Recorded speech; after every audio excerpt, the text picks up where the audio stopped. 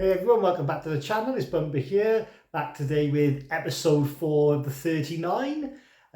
This is the video series I'm doing in collaboration with Double Bill Movies, Trevor, where we're going to be watching all 39, or as many as the 39 as we can, of the category A video nasties. Okay, so we're on episode 4, so we've done 3.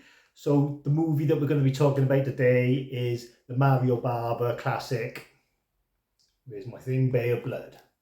Okay, so this is the alternative artwork, whereas the movie's called Bloodbath, but the official UK title is A Bay of Blood, and it also went by the name of Twitch of the Death Nerve back in the day, which is just an amazing title. So yeah, so directed by Mario Bava, is a giallo splatterfest whodunit kind of movie. Okay, so I watched it and Trev watched it, so let's see how our opinions differ or if we agree on all the same points. All right, then, so first of all, then we'll look at some notes from Trevor.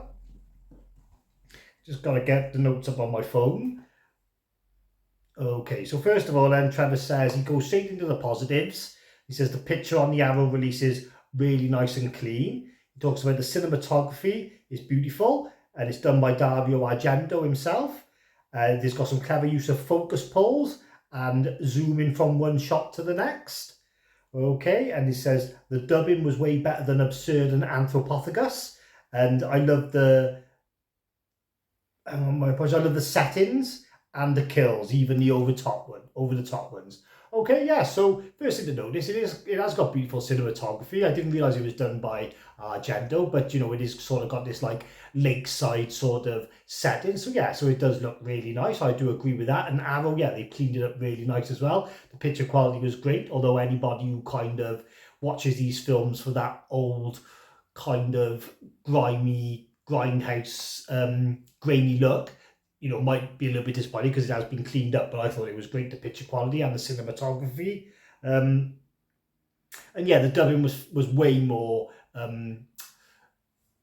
what's the word I'm looking for? Not unnoticeable, because you can always notice it, but it didn't take you out like the other films. The dubbing was really good on this one, yeah, so there's nothing to complain about there. So yeah, I agree with Trev there on all his positives. Some of the kills were over the top, I agree. My positives on the movie were, again, the beautiful setting, the way it's shot.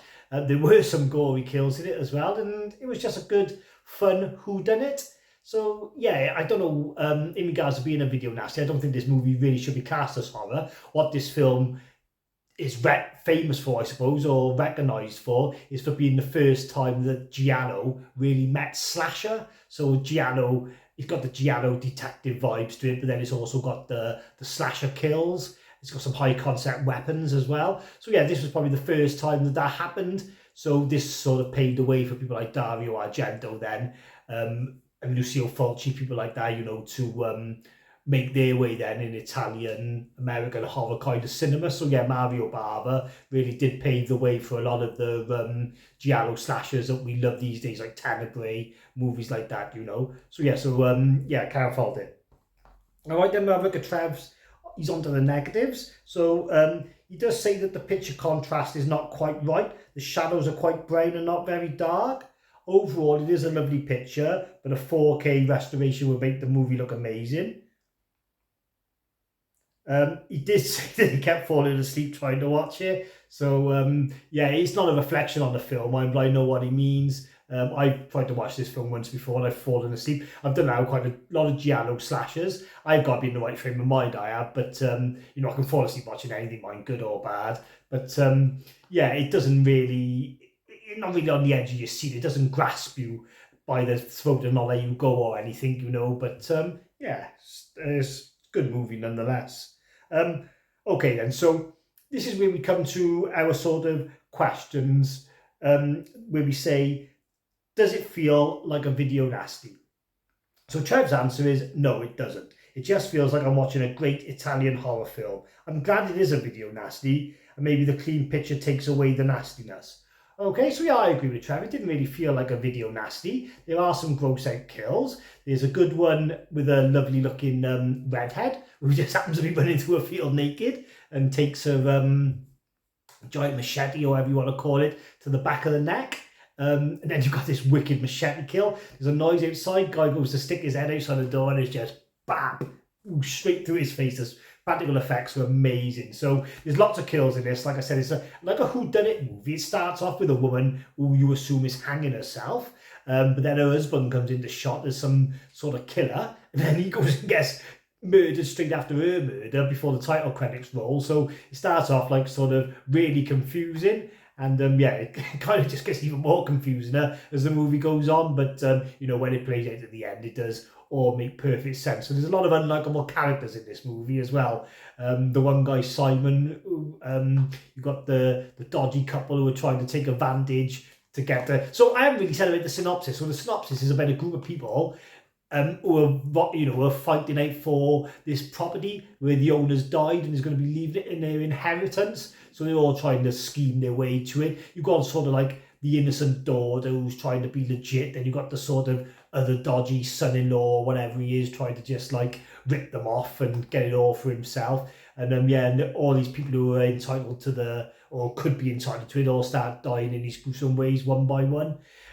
You have got a little bit of I don't know what the word is, but you know, there's some kills thrown in just for good measure. It's got nothing to do with the storyline, but there's these 4 sort of teenagers, including that redhead I was on about, and the machete to the face guy. They just sort of turn up at the property out of nowhere just because they heard about the murders on the news, and yeah, they meet their fate. And apparently that's like sort of really influenced Sean S. Cunningham for Friday the 13th. 2 of the kills are new enough mirror images, copies. Is the spear through the bed, and I can't think what the other one is. Maybe it's probably the machete to the head, actually, the more I think about it, because it's a bit like when the guy gets it in the wheelchair, although that's not the Sean Cunningham directly one, obviously. So I'm not sure, but anyway, he openly admitted to say that Bay of Blood heavily influenced Friday the 13th, and it's got some Halloween vibes as well. So not only have you got this to thank for the Argento classics, but you've also got it to thank for paving the way for American slashers as well. So yeah, lots of history to this movie, really worth checking out.